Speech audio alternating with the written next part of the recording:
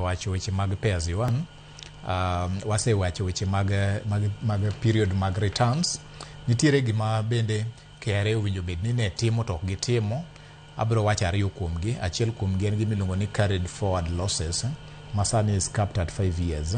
Kade wanyalo keto gino mondo watere kata 10 years, de okonyo multinational companies mang'eny kendo do attract investors, especially investors man gi huge gima iluongo ni capital allowance mang'eny kabisa.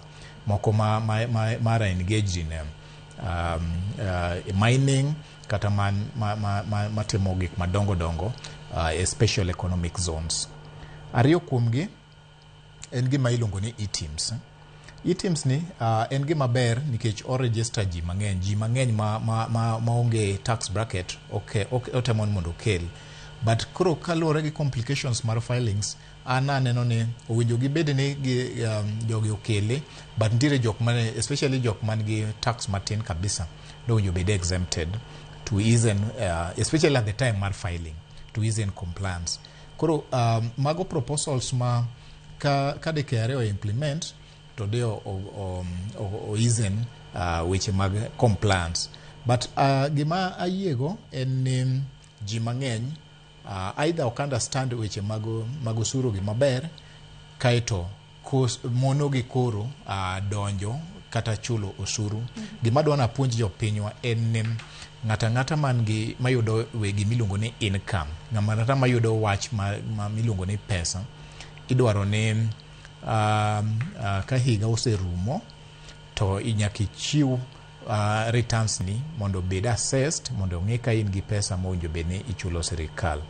Chik dwaro ni jite kata ibed ng'at mong'ol kata ng'at moko ng'ol, owinjo bed ni ichiwo returns ni. Ka in ng'ama ong'ol to nitiere kaka itimoni. Koro sirikal owinjo bed ni bedo gi paro mar dongruok e budget. Paro mag dongruok manyalo kel gi budget gin weche mag ng'ado osuru.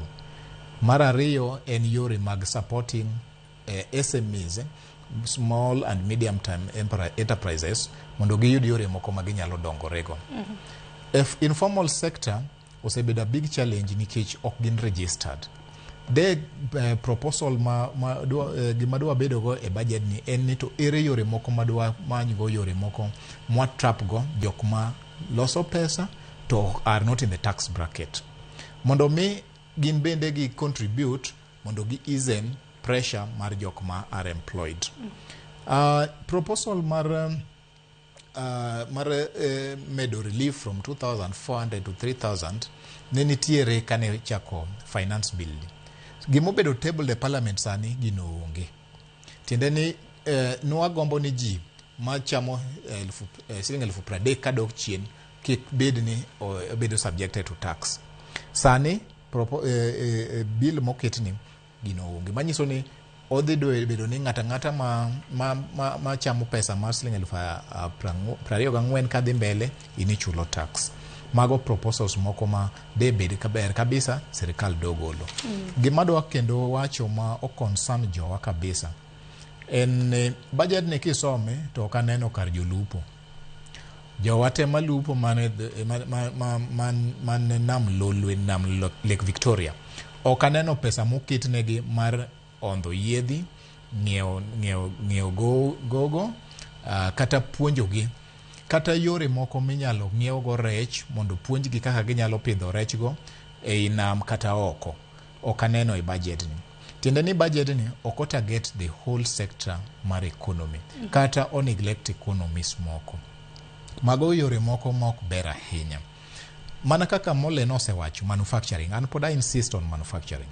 Nikech kokwa manufacture to onge kaka wadhi produce. Bende paro ni public participation kata mana choko pacho ganda nyalo kelo lokruok e budget. Yes, public participation en kaka koro ineno mwatimoni.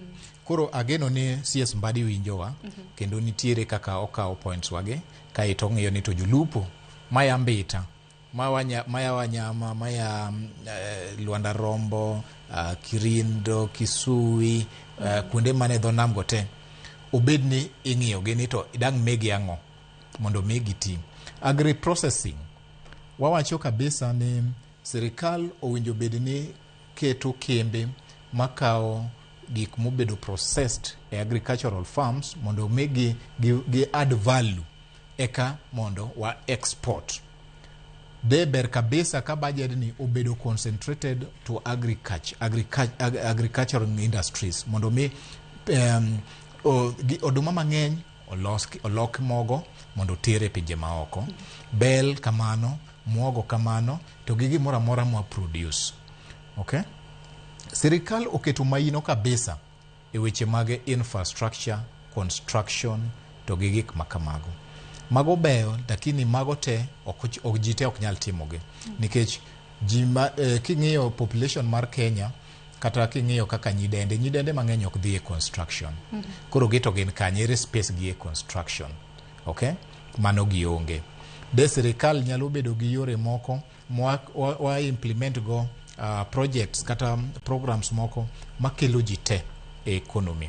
Again, wase wuoyo kabisa, ineno ka jatend piny ka wuoyo to wacho jo plumbers, carpenters, electricians, to gi ji machalo kamago. King'iyo universities wa masani, dhano 60,000 mawuok e universities higa ka higa, koya kata higa, kikaw kata higa 10 mosekadho. Jogi te gin kanye. Moleno mi statistics mar jobs mobedo created last year, about 800,000. To 800,000 gi informal sector emo create gi. Government absorption rate is very low. 60,000 cha, less than 1 million donje government. E government ka yore kata criteria mar yudo employment tek tweta ok di ng'e be ok di yudi. Okay? Moyo miyo ji mang'eny wacho ni yore ka ikionge ng'atie ye kanyo tok di yudi. Koro nyaka wabed ge to jok mobedo oko gi. How do we bring them in? Mondo mi gin bende either gitim something kata giyud emomiyo na wacho ni gima sirikal owinjo tim e budget ni de wabedo gi allocation to train jok ma are in the informal sector, and that training emne CPA magone wacho ni through that training wanyalo register jogi to kwa se register gi even formally kata through business names and all that they will come to pay taxes. Ma pressure mina no nitiere mang'eny kuom jok mar employed formally gi dok chien. Adieri king'iyo that population 60,000 ng'eny, seriously 60,000 ng'eny. Instead of concentrating plumbers gi jok matimo weche mag construction gi jogi madwa target instead of government nigi gimoro kani ajira ni do bedo expanded to do bedo target ji mang'eny ma are not seen, because this statistics is there, you can get it from the university. Jogi, where are they? Okay, ji mang'eny obedo reduced to mama mboga, ji mang'eny odhi e boda, ji mang'eny timo very informal things ma kendo kiketo gini nyaka kendo gichul osuru in form of mkate or whatever, ok nyal tiyo gi gino maber. Adwa medo kendo paro ma